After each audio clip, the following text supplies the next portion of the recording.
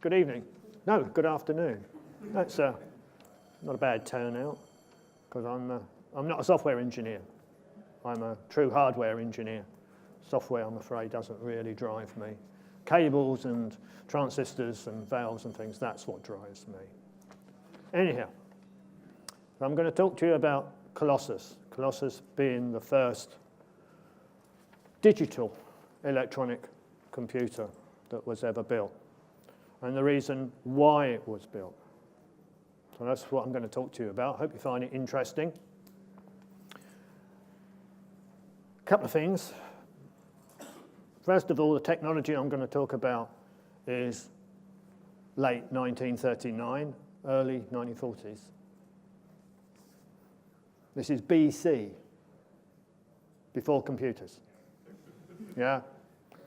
So you can forget about laptops, iPods, Cray mainframes or whatever. They just didn't exist.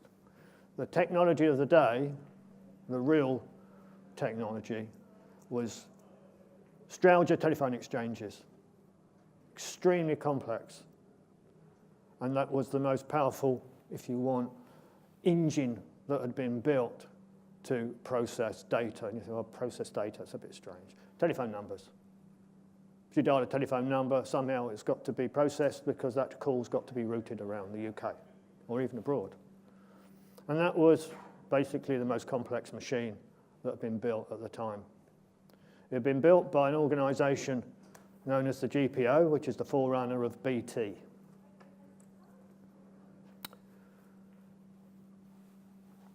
So, right, 1939, Second World War starts. The German High Command need to transmit their reports, orders, etc., around Europe. You've probably all heard about Enigma. Well, Enigma's all right for very small messages because it's Morse code. That's how they're transmitted, Morse code.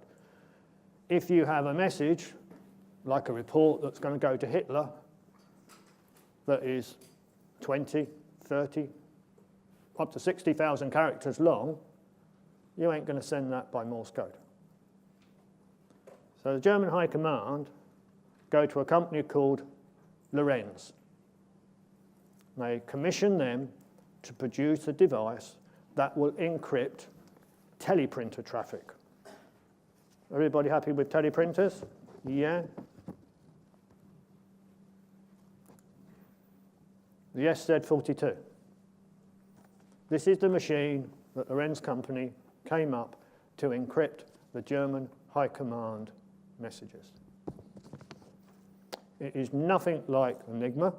Enigma has 3 rotors. The Abwehr has 4. That's a different version of the Enigma. And each rotor is 26 positions. The Lorenz SS42 has 12 wheels. And the biggest one is 61 positions. This is much more complex than Enigma. What I've just given you is information that the Allies never had. This is a secret machine. It is so secret that the Allies never see one until 2 days after the war in Europe was over. So everything I'm going to talk to you now, I have no idea what they're working on. The other thing before I really start is the detailed information that I'm going to give you today was not in the public domain until 2000. The rebuild project at Bletchley Park started in '94. We were forbidden to talk about this technique because at the time it was still classified. Said today is in the public domain. That's just one of the techniques. There's only one in the public domain. All the others are still classified. The messages are sent via teleprinter. Teleprinter uses 5-bit International Teleprinter Code, It became an international standard in about 1930 when all the countries around the world adopted it. It's 5 bits. That will only give you a maximum of 32 characters. Well, hang on a minute, you've got 26. You've got all the numbers and punctuation. How does that work? Well, on the right-hand side, there are the control characters. And if you notice, there is one of the control characters is called figures. And what that does is like a nums lock on your keyboard. It shifts the character set. So if you send a figure key, a figure character, what happens is you use the other character set.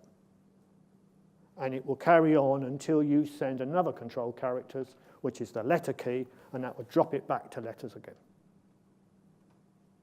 That's how it works. When you deal with encrypted teleprinter traffic, you have to be able to write down on paper the control codes. If you send a carriage return, that's a function of the machine. You don't print the carriage return.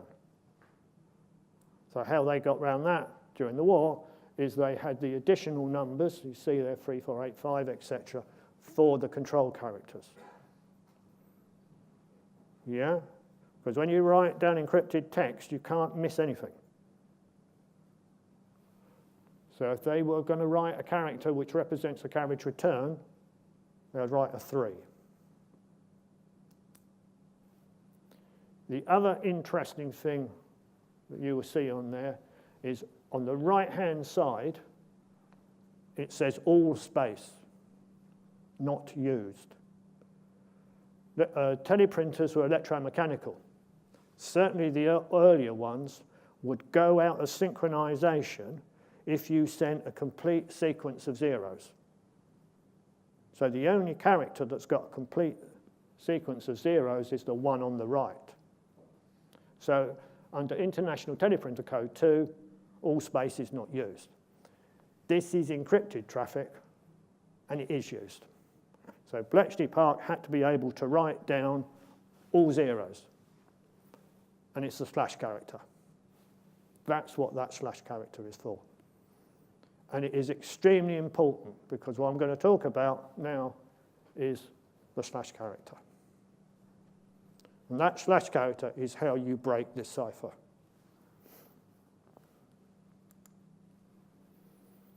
How does the Lorenz work?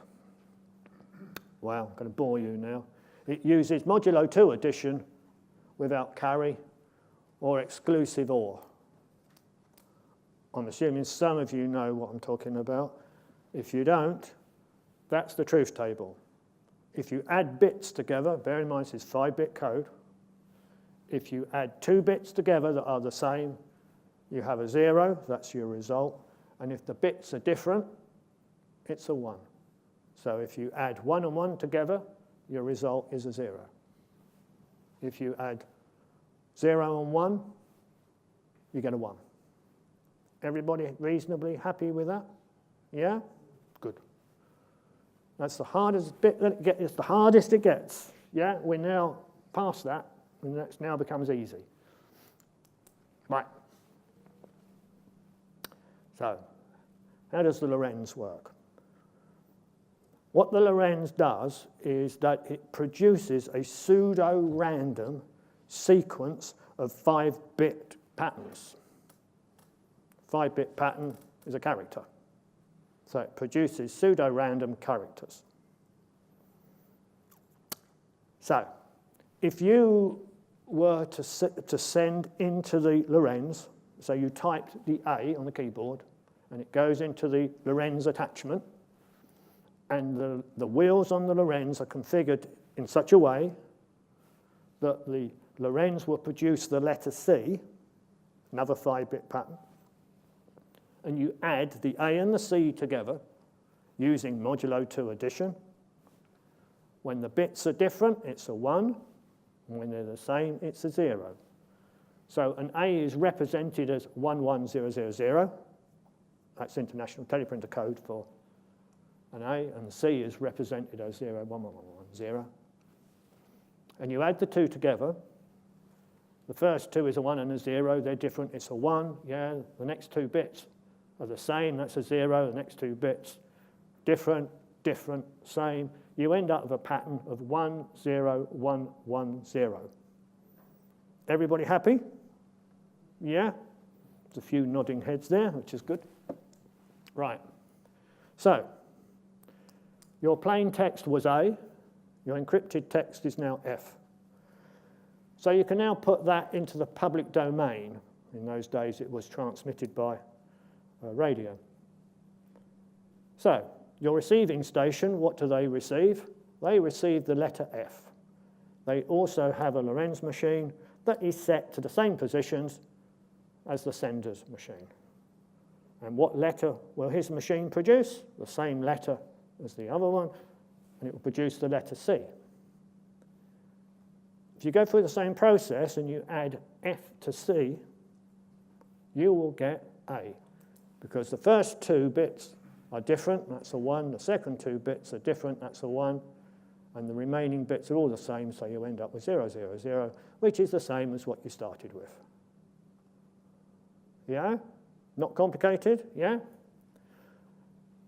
So at the receiving end, he will receive plain text the same as what the chap sent from his keyboard, yeah? The man in the middle, all he ever sees is encrypted text, and he doesn't know what character to add to it.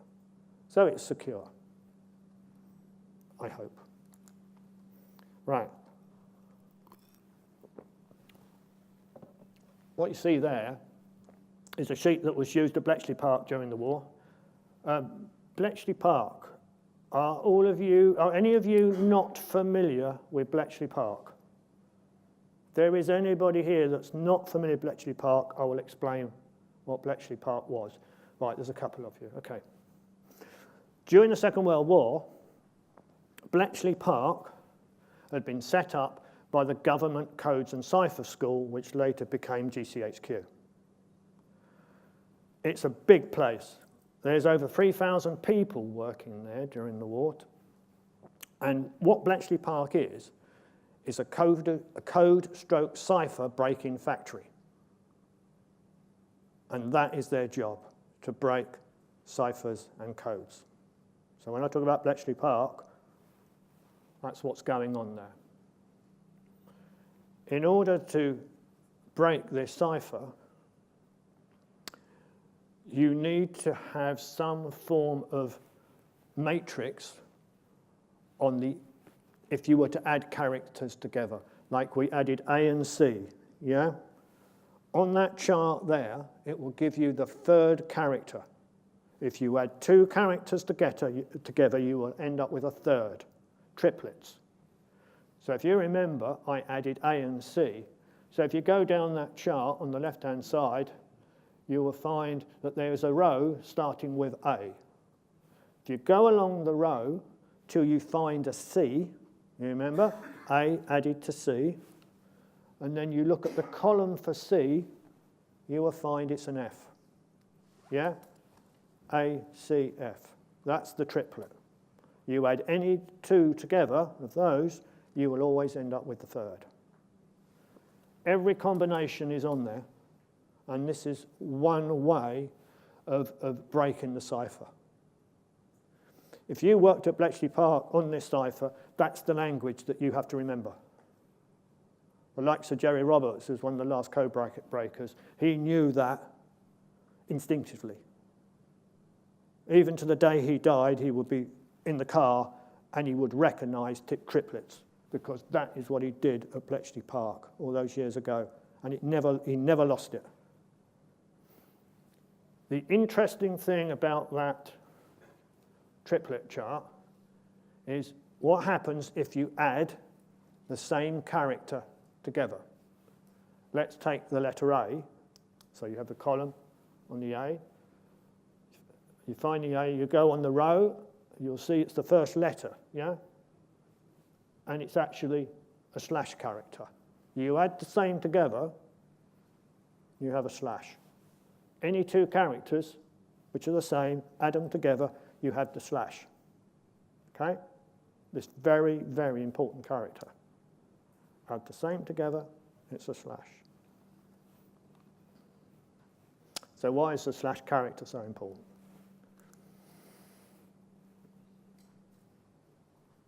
I shall explain that after this slide. This is the weakness of the cipher. It's got one massive weakness. First message you sent, A plus C will give you F. You send the F. If stupidly you send another message using the same obscuring character, in this case you're going to send a B, and you add it to the same obscuring character, which is a C, on that triplet chart, you'll get a Q. Okay? In the public domain, you've now got F and Q. It's quite harmless, isn't it? Got F and Q. So what happens if you add F and Q together that you've now sent? What is F? F is made up of A plus C. What's Q? Well, that's made up of B plus C. So what you're actually doing is adding A to C plus B to C. If there's characters that are the same, you produce zeros. It disappears from the encryption. So now you've got the character G. Well, what's G? G is actually made up of A and B, which is your plain text. The problem is there are lots of triplets that make G. So what you have to do is to make a guess at one of those plain text messages. And then you add that to your G, and if you're correct, what you'll get out is another English/German word. If you're wrong, it's going to be rubbish. How did that get there? There's a bit missing. There's a slide missing. Oh, right, okay. That slide should show an encrypted, should show two encrypted messages that have been added together. And what you will produce is this random string of characters. And if you add the word London into this very obscure string of characters, what you will get out is another word, Glasgow. Now, I'm not sure where that slide's gone. It might appear later, but I don't recall that it was supposed to be in that sequence. But anyhow, and what would happen if you put the wrong word in? If you put Brighton into this sequence of obscuring this sequence of random characters, if you were to put Brighton into it, you get rubbish out. The only time you would get the correct second word is if your guess is correct. That is how you can break it. So would it pass it across the whole text? Well, you have a string which might be 4,000 characters long, and in there, for example, it's German, the plain text is German, you have the word Führer, and you put Führer in the first place, in the first X number of characters, and you get rubbish out. You move it down one, rubbish, rubbish, rubbish, and all of a sudden you get Berlin coming out. You know that those two words fit in those two messages. So then you make a guess for the next word. Well, what would come after Führer? Well, it'd be a space. And that's how you do it. Takes a long time, but that is a way of doing it, and it does work.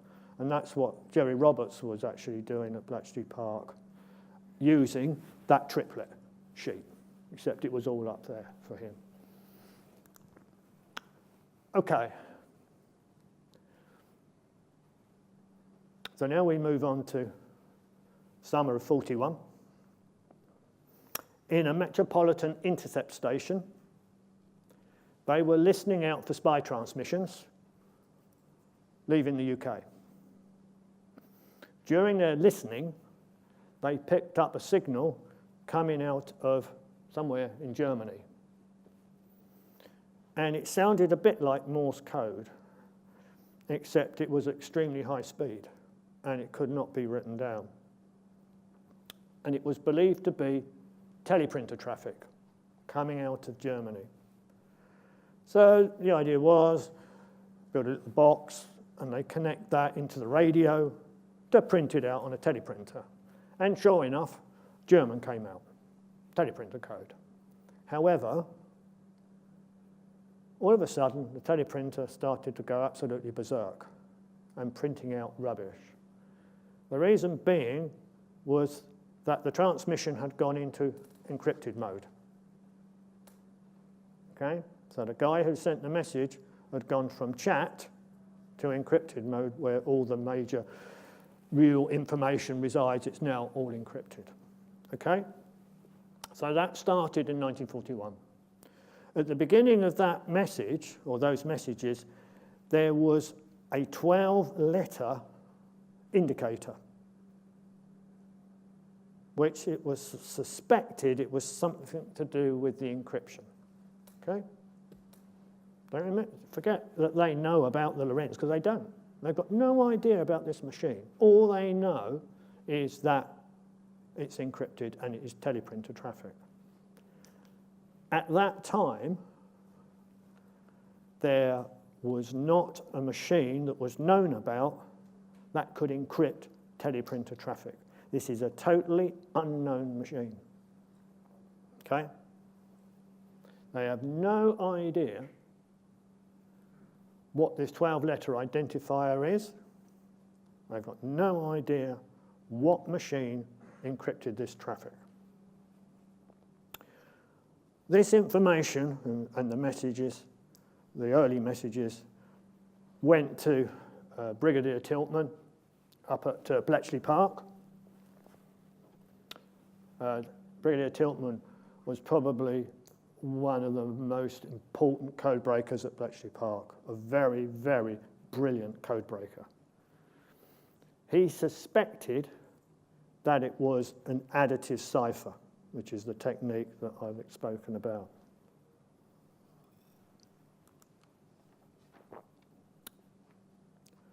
The big break. On the 30th of August 1941, a German operator from Vienna to Athens, he sent 4,000 characters of encrypted text. And at the beginning of that 4,000 characters, he sent an identifier of HQIB ZMUG. 20 minutes he sat there, typing away. His colleague at the other end, in German, I'm sorry I can't speak German, he responded by saying, "Sorry, Fritz, didn't get that. Can you resend it?" Now, your message is going to Hitler. Hitler does not take prisoners. Now you've got to type out that damn message again, and you are against the clock. Hitler is not going to thank you for being 5 minutes late. They're under a lot of pressure, a great deal of pressure. And he's now got to type this damn message out again. The big mistake happens just before he puts the machine into encrypted mode, because he sends the same 12-letter indicator. And it's now known as the ZMUG message, a really important message. So he starts typing again, and by the time he gets to the end of that second message, it's just under 4,000 characters. So the first message was just over 4,000. The second is just under 4,000. So those two messages are different. It might have the same context, but they're different because of the lengths are different. But this indicator is the same. Does that mean that the encryption is the same and the messages, the plain text messages, are different?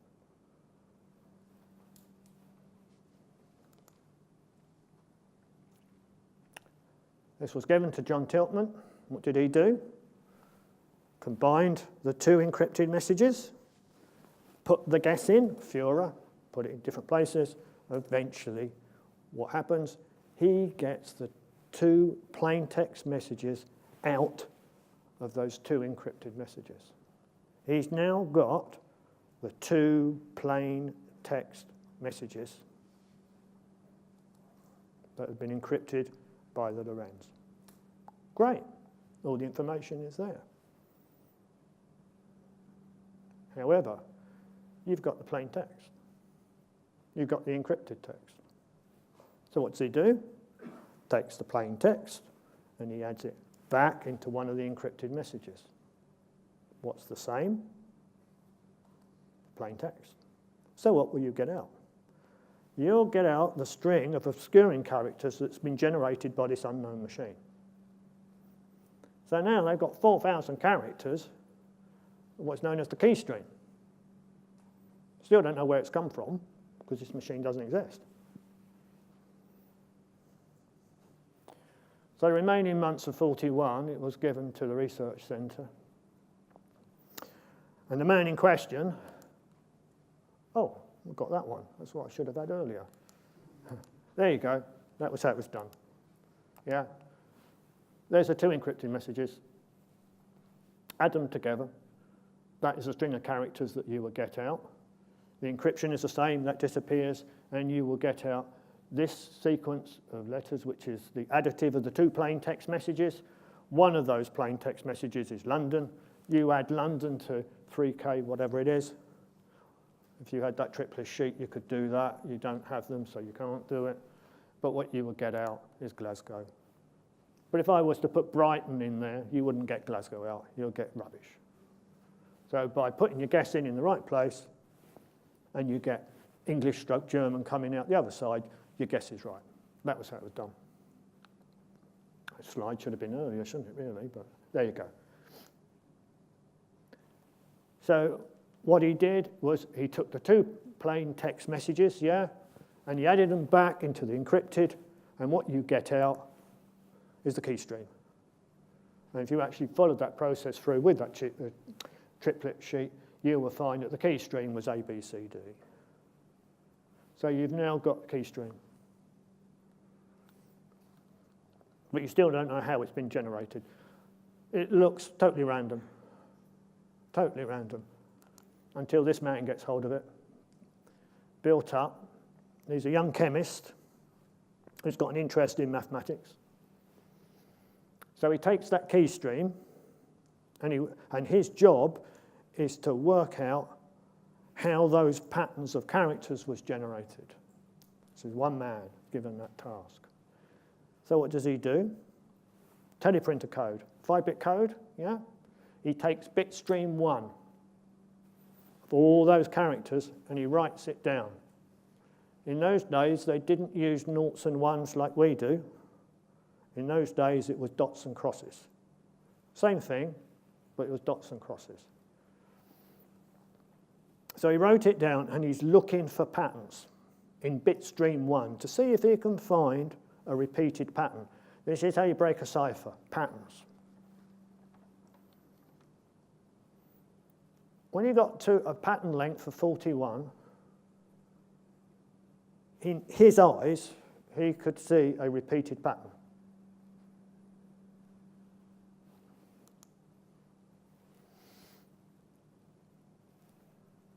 (41). So why is 41 so important? Well, 41 is so important because, this is his work. This is Bill Tutt's work. 41, yeah? 41 columns. That's the bit pattern of bit stream 1 of ZMUG. See where it's underlined? That's Bill Tutt's work, not mine. Those are the repeated patterns. Now, I will admit, I'm looking at that and I find it virtually impossible to see repeated patterns there. And it's underlined. When Bill Tutt saw that, or when he did that, it's not underlined. Okay? He saw it, underlined. 41, brilliant. Now, I think that Bill Tutt was slightly autistic. I've asked some of his family who remember Bill, And they have thought about it and said he was a bit strange. He didn't like the limelight. He just liked to be left alone in the corner reading a book. He did not like the public around him. And the family has said he could well have had autistic tendencies. Now, some autistic people have got fantastic skills at seeing patterns, and I believe that was how, or that was why Bill Tutt saw that, because I can't see patterns in there. But why is 41 so significant? Well, this is what he did. This is the architecture of the Lorenz SS42. They didn't know it as the Lorenz SS42. They had to give it a code name. That code name they gave it was tunny, tuna. And the reason that it is named after a fish is because during the war, teleprinter traffic at Bletchley Park came under the wing of fish traffic. All teleprinter traffic, wherever it came from or to, was known as fish. That's a generic term. So all the codes that were used using teleprinters were named after fish. This is tunny. And this is what Bletchley Park or the Allies called this cipher, tunny. That's the architecture. 41, if you notice the K wheels on the left-hand side, 5 of them. The first one is K1, 41 positions. That's what he saw, bitstream 1. He saw repeated pattern and believed it to be a wheel going round. Each one of those wheels has got pins on and they produce bit patterns. Each wheel will produce a single bit pattern. And the arrangement is that the 5 K wheels, they receive the incoming plain text, 5 K wheels, 5 data bits. The K wheels will produce a 5-bit pattern and it's added to the plain text, which is 5 bits. And the result of that is added to the psi wheels, the S wheels, so it's double encrypted. The K wheels move 1 position every time a character comes in. All those wheels are a different length. And most of them are primary, they're not all, but most of them are primary. Now the psi wheels, they stutter, and they are controlled by M1 and M2. So M2 will not move unless M1 has got a 1 on its output. M2 will not move, and so on. The psi wheels will not move until there's a 1 on M2. So effectively, M1 and M2 control the stuttering of the psi wheels, which gives you more combinations, yeah? Yeah? So it's double encrypted. Chi wheels, psi wheels. Chi wheels move 1 position every time a character comes in. That's the architecture of the machine. So now you've got that architecture. What do you need? You need a Lorenz machine or a tunny machine, yeah? Max Newman at Bletchley Park, he's in charge of speeding up this process of breaking codes. He's involved with machines. And he goes to the GPO Research Centre at Dollis Hill, north of London, sees the engineers there, presents them with that, build me a machine that will do that function, please. Oh, that is a close-up of the Lorenz. 12 wheels, yeah? If you have a look at each wheel, there are pins, and those are the noughts and ones. Okay, so that's the wheels of the schematic, if you want, that I've just showed you. Goes to Dollis Hill, build me a machine. That's what they come up with. It's called a tunny. It's not a Lorenz because they don't know its name. There's 3 of them in the picture there. What it is a teleprinter where you type in your encrypted text. Yeah, teleprinter's 5-bit code. So the 5-bit code leaves the teleprinter, it goes into the machine there, and all those pins, those noughts and ones, are all to do with the starting positions of the 12 wheels of the Lorenz. So effectively, that's the Lorenz. You type in your encrypted message, and it goes through the tunny machine, and if everything's correct, what you get out is German. Okay? Problem, starting positions. you were to run a crib on one of those tunning machines, it would only get an answer. You only see the plain text when all 12 wheels are in the correct position. Yeah? Here's a challenge for you. If you could process a 6,000 character message, 1943 this is, in 1.5 seconds, and that's the speed of Colossus, every 1.5 seconds you'll change one of those wheel starting positions. Look for German, don't see it. Move one wheel, one more position. How long will it take? There's a war on. You need to read this message. How long will it take? Come on, guys. One wheel position every 1.5 seconds. Don't be embarrassed. Too long. That's how many seconds there are in a year. Okay. There's a war on. 31 million what? Okay. Any advance on that? Okay, 100,000 years we've got now. There's still a war on. Give up? It's going to take a long time. Do you want to know the answer?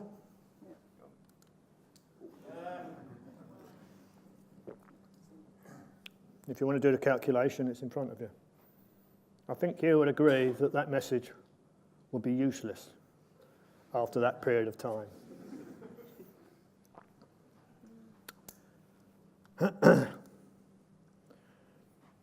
Very quick technique, because I'm coming towards the end and I'm running out of time. There's a technique called delta. A delta is where you add the adjacent characters together to produce the third character. Same process, A, B, C, D, etc. A will be added to B, B will be added to C, and what you get out is a delta, which is G, Q, U. That's the delta characters. That's how you break the encryption. Is on the delta characters, not the plain text. This is plain text teleprinter frequency distribution, and it's deltaed. And what you will see on the right-hand side is this massive peak of slash characters, and that is because of duplicated characters that has been added, that have been typed in by the operator. This is the cipher that has been deltaed. This is the encrypted message. If you delta it, you see it's flat random.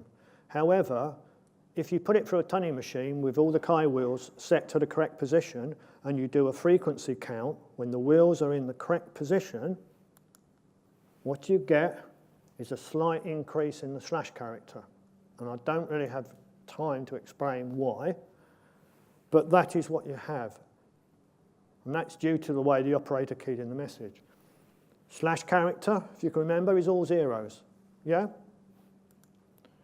So now if you went through all the chi wheel positions, there's only 5, and you could process 6,000 characters in 1.5 seconds, yeah? Divide that by the number of seconds in a year. It takes about a year to go through all the combinations. But that's using 5 bits. Built Up realized that perhaps you could do it not on 5 bits, but 4 bits. Would that work? Yeah, 4 bits works. Only taken 10 days. 3 bits. 8 hours. 2 bits, 30 minutes. So you do 2 bits, takes half an hour. Do another 2 bits, takes half an hour. Do another 2 bits. Yeah. So you've gone from 760,000 million years down to about 3 and 4 hours. Built Up's work. This is how you break the cipher. This is not brute force. You break the cipher. Trouble is, 2 bits, up to 7.6 million calculations need to be done. It was completed in 4 to 6 weeks at Bletchley Park by lots of wrens working in 3 shifts doing these calculations. You need a machine. Max Newman, he goes to the GPO Research Centre. There's Max. First attempt is what's known as the Robinson. There's a rebuild at Bletchley Park, which is what job I'm doing at the moment. It's got some problems. Programming is done with leads, and it needs 2 paper tapes. One is the message, and the second one is the patterns generated by the Lorenz. You have to synchronize them, and that destroys the tape, because you have to use a sprocket hole. Max Newman goes to Bletchley Park again, speaks to a chap called Tommy Flowers. Here he is, brilliant electronics engineer.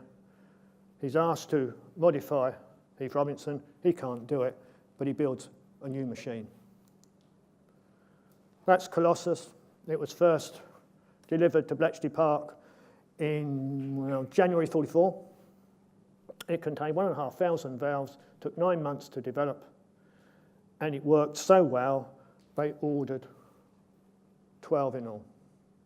The Mark IIs, 12 of the Mark IIs, and they are 1,200 valves apiece. That's the full-blown machine. That's Colossus 10. So there was 10 operational at the end of the war. That's 10. Wartime photograph. That's number 9. The Colossus that you'll see at Bletchley Park today, the rebuild that I worked on, is a rebuild of number 9. Rebuild started in 94, finished in 2008, 14 years, 20 of us worked on this. Not a very good picture, is it? But that is it. And if you want to see it, it's at Bletchley Park. We do talks up there. In actual fact, the next talk I'm doing is in December, and that's all about the documentation, how we got hold of it, etc., which is another story, which is very interesting. This is some of the photographs from the National Museum of Computing. It's a bit of an advert, I suppose. You've got games machines on the left, on the right, top right is an analog computer, bottom left is an ICL mainframe, and on the right is the oldest original working computer that's in existence, and we hold the Guinness Book of Records for running that machine. It's the oldest one in the world that's still working. So I've come to the end. There's a lot more to the story than what I've said, but I've run out of time. I'm more than happy to answer questions if we've got time. 1 minute. What, for me to carry on, or questions? For questions. Oh, we've got 1 minute for questions. You can always tackle me afterwards if you want to talk to me. Any questions? Once they knew what machine they wanted to build, how quickly could they crank out a Colossus? The first Mark I, the prototype, took 9 months of development.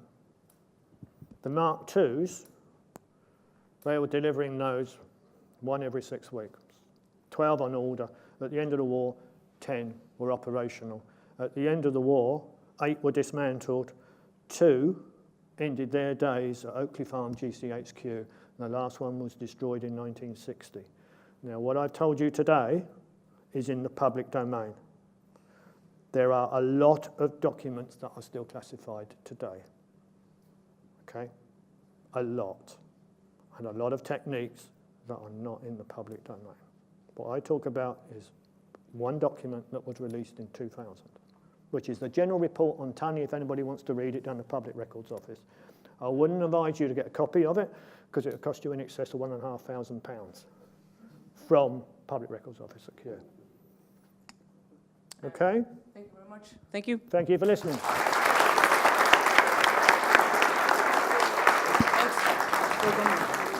Thanks.